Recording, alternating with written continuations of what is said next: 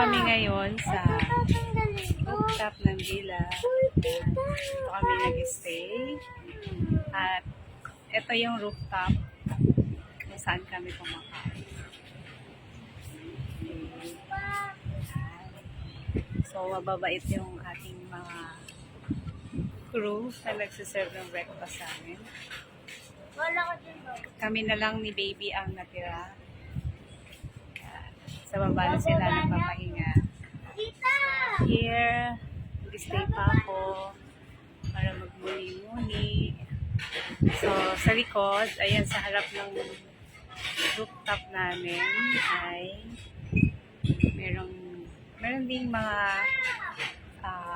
accommodation dyan. Hotel o apartment or villa. Hindi pala. Dyan.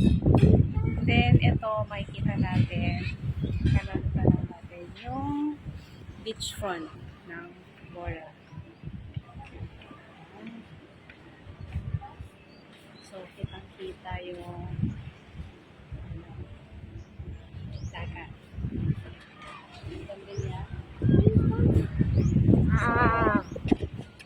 Kami, nag-i-enjoy kami ngayon. At nangungulit na yung aking pamangkin, nagagala kami. Ayan! Hello! Ayan. Kanina pa niya kami ayaya.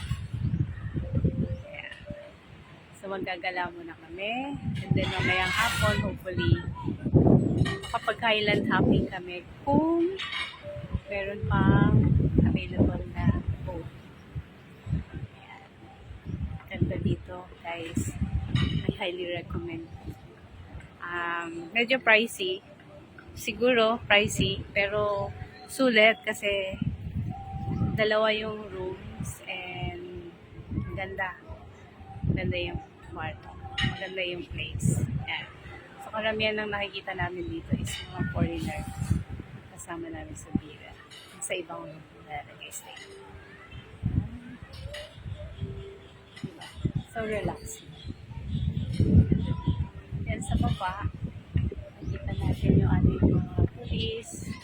Yan, lagi nagbabantay. Bye for now.